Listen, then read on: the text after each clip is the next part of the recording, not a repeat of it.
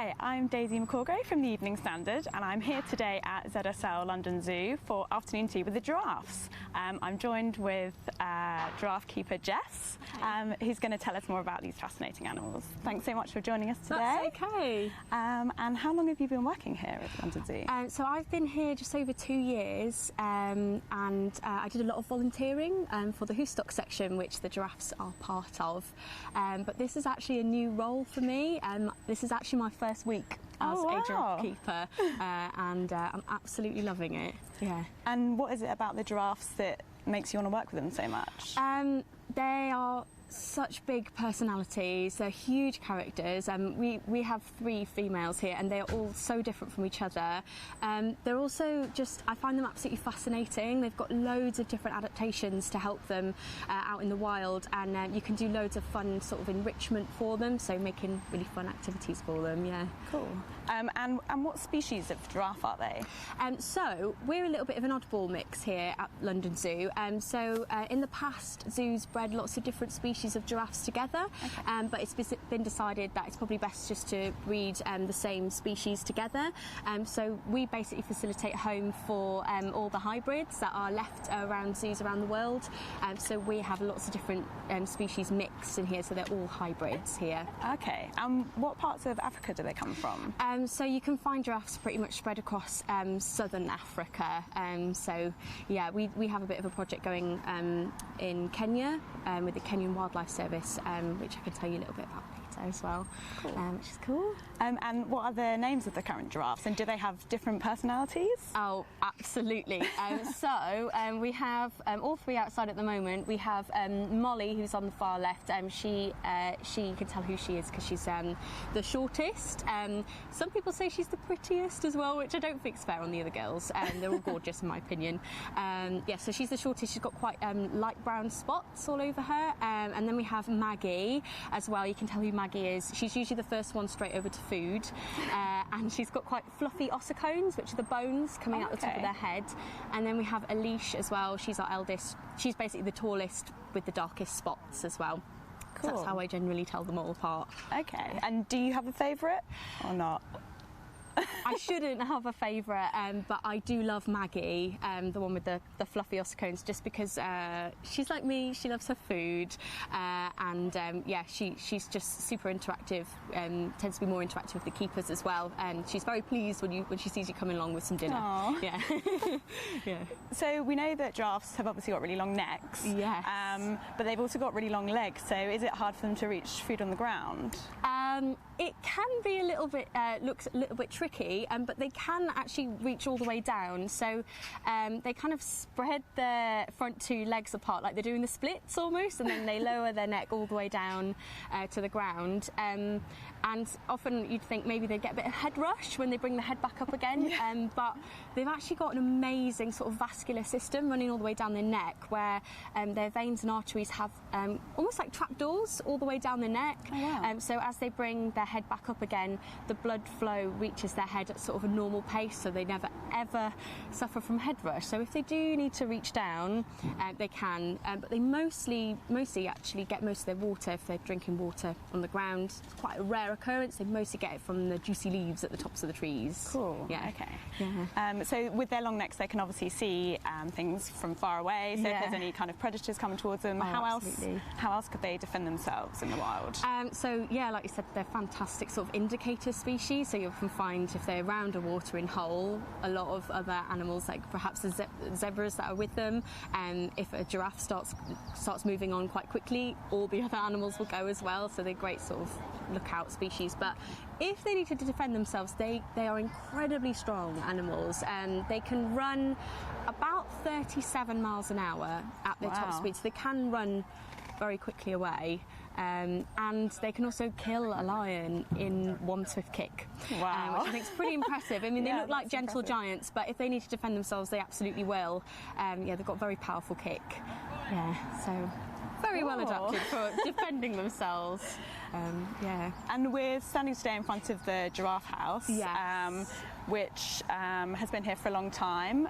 In this photo from 1953 from your archives, you can see a young giraffe called Maud, who used to live here as well. So how long has the giraffe house actually been here? And is there anything more you can kind of tell us about it? Yeah, so this giraffe house has been here for so many years. It was built in 1836 and it was designed by a guy called Decimus Burton, which I think is a pretty cool name. He designed a lot of the animal houses at London Zoo. But what's incredible about it is that when he was asked to design the house for the giraffes, he'd never actually physically seen one before, so he had to obviously have quite a creative imagination to be able to come up with something, and it was just so perfect for them. It stayed the same ever since. We've got sort of 5-metre doors for them there, so they're not having to duck in to go inside, and it's such a brilliant design. We can hang up a lot of enrichment, a lot of food up nice and high for them. Nice. And zoos around the world have based their giraffe houses on this design, which is pretty cool. So it's a little bit of history behind us here, which is cool. Yeah.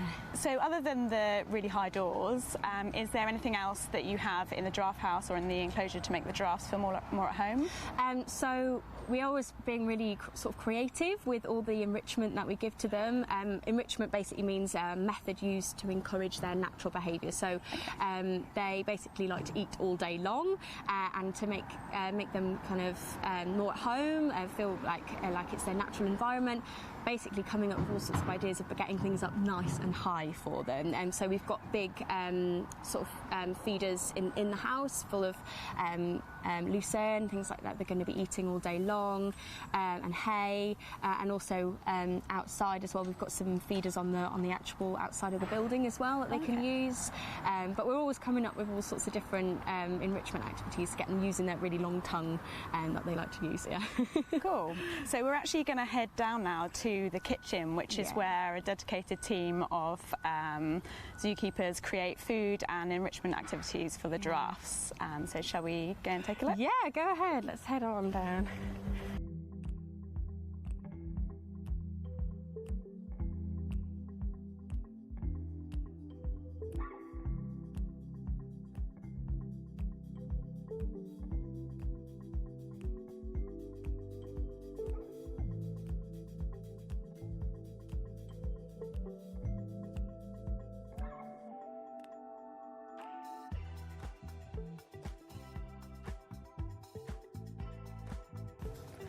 So we're now down in this really cool kitchen area where you create the food and lots of enrichment activities for the giraffes. Can you just explain a bit about what enrichment actually is and why it's really important for the giraffes? Yeah, so enrichment basically means a method used to encourage their natural behaviour, and that goes for any animal across the site. So all of our different sections use enrichment.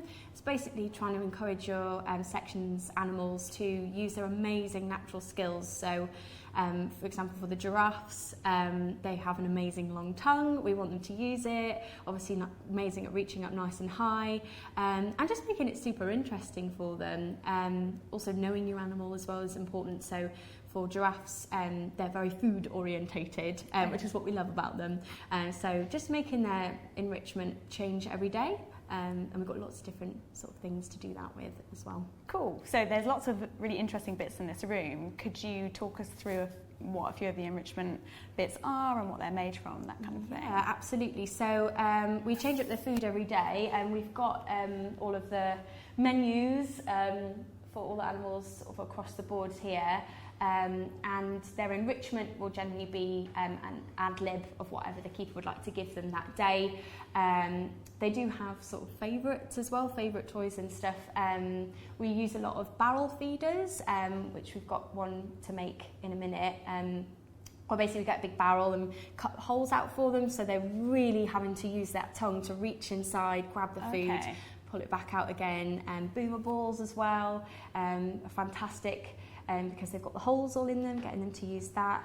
and also actually giving them necks a little bit of a stretch. So the resting position for a giraffe's neck is upright like this, so they're quite happy to reach up, but it's actually nice to give them a bit of stretch. So sometimes we give the food a little bit lower down to get them really using their neck. Okay. My favourite bit of enrichment is we've got a board which we've drilled holes in and put Tupperware on the other side so you can fill with fun things like pumpkin seeds for them and mint, things like that, and again really using their tongue to reach in and get all the food out. Cool. So, so you'd clip them into kind of at different heights throughout the enclosure? Yeah, absolutely. So kind of using their full height and also getting them to reach down as well.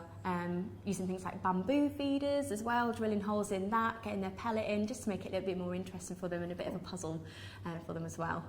Cool. So what kind of food do you prepare down here? Can you show us and talk us through some of the things that you make? So should we head round? We can make some enrichment for the giraffe. So giraffes get a lot of pellet.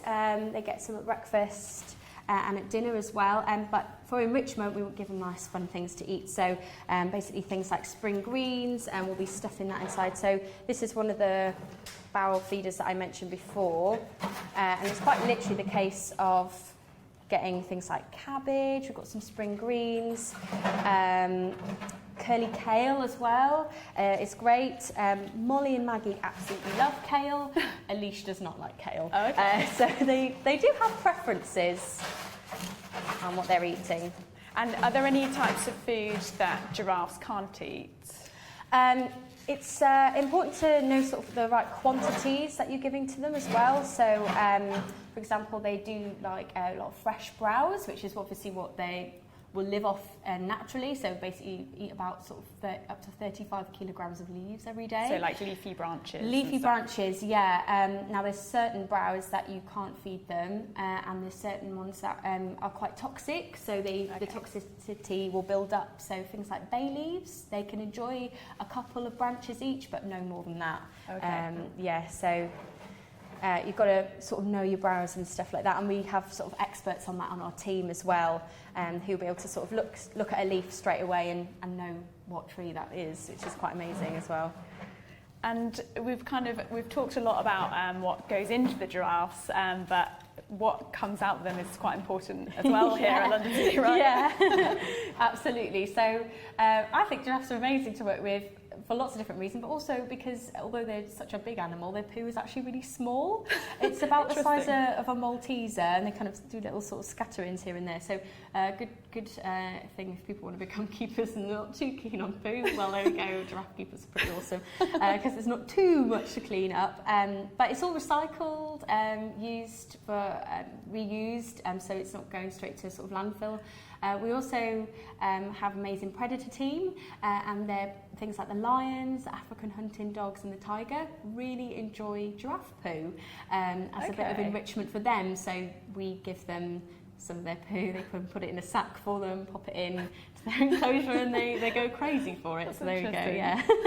Pretty interesting, yeah. And if people want to, members of the public wanted to come down to the kitchen and learn how to make the food, is that something that they can do? Yeah, so ZSL London Zoo offer Keeper for a Day experience, so you can come down and basically just get stuck in and do some keeper work yourself, learn from some of our experts here and get sort of a behind the scenes sort of look in on things like that. And we also have a Meet the Giraffes experience as well, where businesses can come and feed them as well, which is always such an amazing experience. I mean, I do it every day and I still get blown away by it. So yeah, it's a cool experience that people can get involved with. Yeah. Cool. Yeah. I think it's actually finally now time for us to go back upstairs to see the giraffes having their high tea. So we're going to go and take a look at that.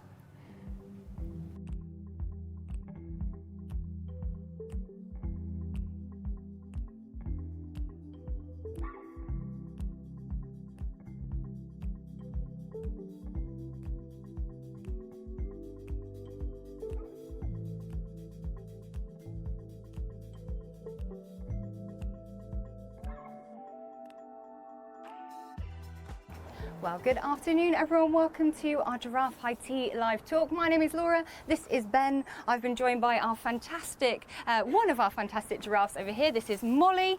We have got, who we've got in the background? We've got Maggie in the background, and then we've also got the lovely Alicia inside. So do go and visit her inside after the talk. Now, what I'm going to be doing is going through a little bit of a journey from the top of a giraffe all the way down to the bottom. I'm going to tell you a little bit about their features and why they have these features as well. And what we're going to do is going to start all the way at the top with these horns. So if you can see these horns, kind of lied to you there, they're not really horns at all. They're called ossicones. They're different to horns, they don't drop off, they're slightly different material. They're actually bone that are in the giraffe skull. So they're attached to the giraffe skull, they come out of the skull, and they're covered in skin and fur just like the rest of the body. Now the giraffes can use these for different things. For example, if you're a male giraffe, you can use them for fighting. Now male giraffes, I don't know if you've ever seen on documentaries, what they'll do is they'll use their necks to bash into each other, and they'll use those ossicones to help them with that fight. Whoever wins that fight is the one who is in charge and is the most dominant. Females don't use them for fighting, but they can use them for moving odd bits of branch out the way if they're trying to get to a nice juicy leaf. So you might see Molly here trying that in a moment. Now moving down onto my favourite feature of the giraffe, those beautiful eyes and those very, very long eyelashes. I'm quite jealous of those eyelashes. They are absolutely beautiful, but it's not about beauty. They also have a function, and they're incredibly long because they have such big eyes. Just like our eyelashes will protect us from things that might fly into our eyes, that's exactly what the giraffe's eyelashes are doing as well. But they have to be longer because of those big, big eyes. Also, those eyelashes, in conjunction with the slight dark ring around their eyes, will also shade them from the sun. So giraffes can be found in Africa, and it's incredibly hot. The sun is beating down onto their faces. They can't put on sunglasses. So what they have are those long, long eyelashes and that dark ring, and they're almost like inbuilt sunglasses, if you like, to shade them from the sun. Now moving down onto what I think is the most impressive feature of a giraffe. A lot of people think I'm going to say the neck at this point, but oh no, I think it is the mouth and also the tongue. That tongue is incredible. In fact, the tongue and the top lip are prehensile. Trying to be demonstrated here by lovely Ben and Molly. You can see that very long tongue. It's muscular, so that's what prehensile means. It means they can grab hold of their food. There we go, nice bit of mint.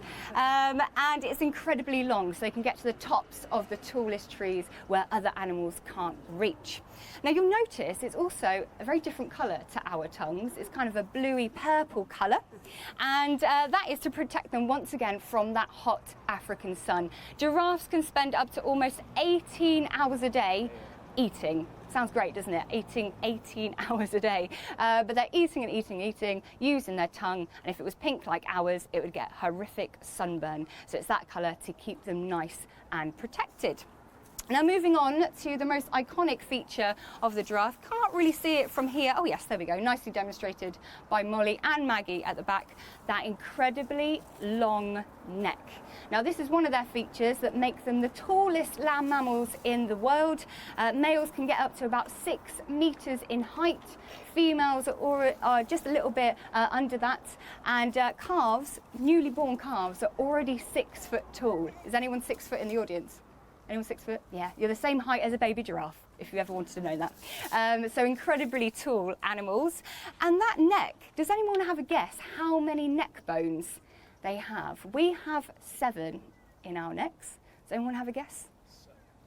How many, sir? 7. 7. Any advances on 7? 32, 112. Any advances on 112? No?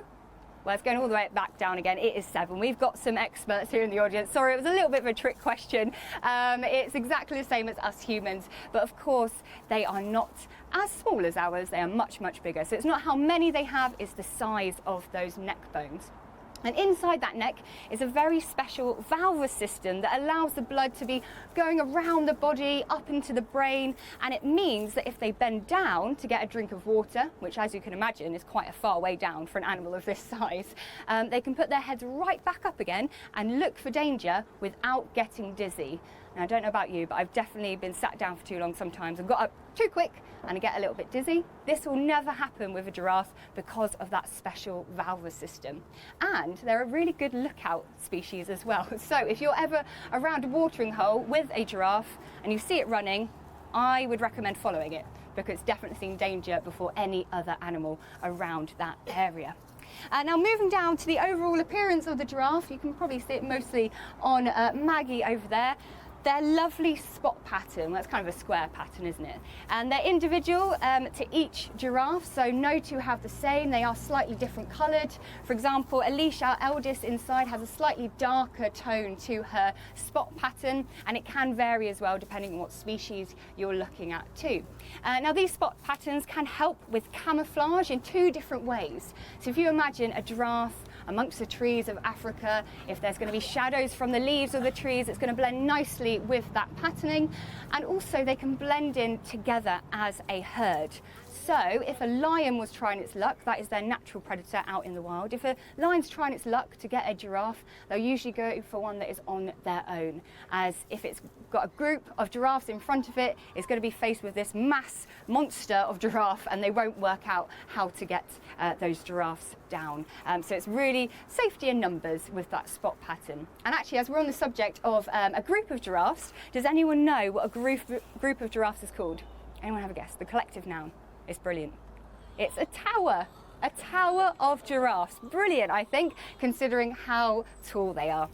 Now going down the body a little bit more, we can see those lovely long legs. Again, another feature that makes them the tallest mammals in the world. But to look at, they look quite fragile, don't they? As if they wouldn't be able to hold the mass of the giraffe's body. But they are incredibly strong. They have to be that thin to help their blood pressure regulation. But they're incredibly strong. They have to keep the giraffe upright pretty much the whole of its life. They actually sleep standing up in small bursts. They can lie down, but it makes them incredibly vulnerable to predators like that lion, so they do prefer to stand up.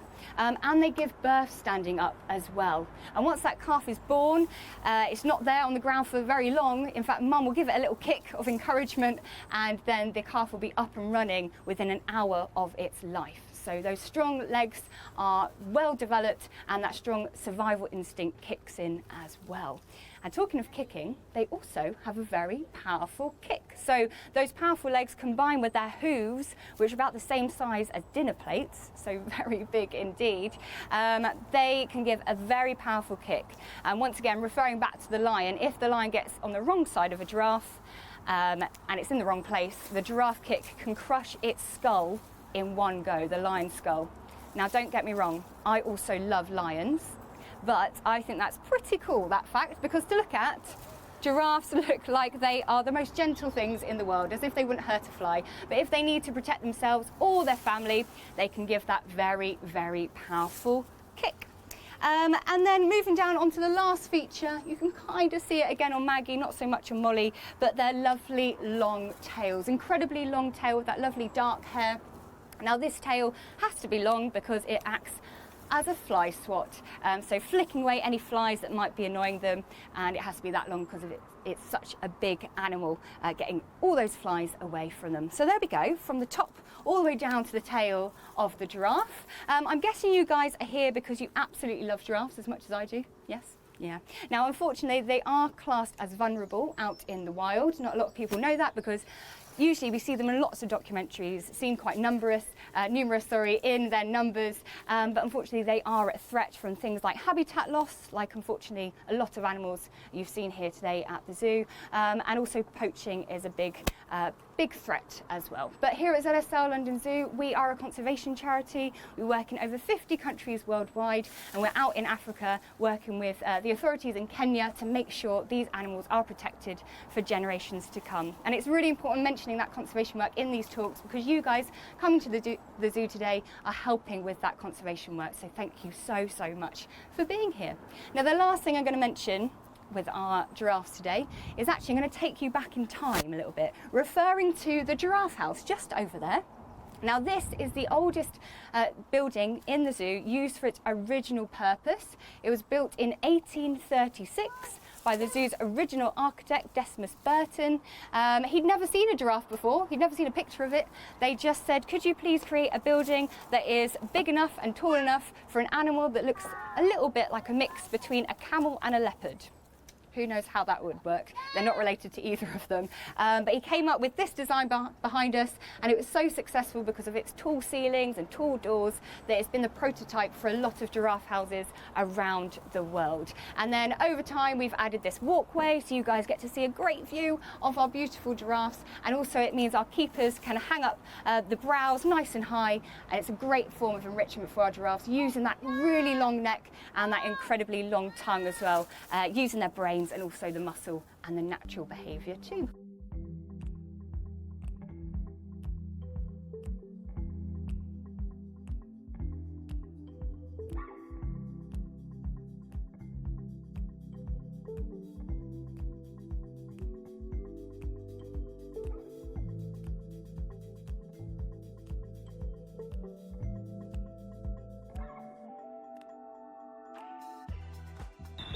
Welcome back. I'm here once again with zookeeper Jess, following the fantastic feeding of the London Zoo giraffes. And Jess, most of all of the giraffes here rather are female. Do they ever get to meet any male giraffes? They won't get to meet any males due to them being hybrids, so the mix of two different species. But we do have a breeding herd at ZSL Whipsnade Zoo, where they're part of the European breeding programme there, and they've actually recently had a baby boy just born into their herd. So definitely, if people love the giraffes, go ahead and go over to ZSL Whipsnade Zoo, because there's a baby that's there, which is lovely. Wow. Yeah.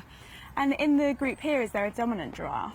Absolutely. So although we're all girls in this herd, Elise is definitely the boss. She's the tallest. She can throw her weight around a little bit more, and she is definitely the boss in the group. You can tell by her personality as well. Straight on the food, usually, moving the other girls out the way. She knows what she wants. Yes, she does. And if Elise was in the wild, what kind of obstacles would she face? So giraffes face a couple of problems. Habitat loss, so a lot of their natural areas that they're going to be living in, we're kind of taking over for plantations for people to live in as well, so they're losing a lot of their space. They're also facing problems from the illegal wildlife trade, so a lot of people are still hunting them illegally, but ZSL do a lot of amazing conservation work to try and tackle this problem, because it's such a shocking statistic. There's been a 40% decline in their numbers over the last 3 generations born, so they are in rapid decline, so we need to do something about it. And as Laura was saying in the talk, people visiting the zoo help fund our conservation teams, who do a lot of amazing work out in Kenya. And with the Kenyan Wildlife Service, they set up camera traps, monitor the population, basically trying to keep an eye out for them. Okay, and are there any other ways that London Zoo is helping with giraffe conservation?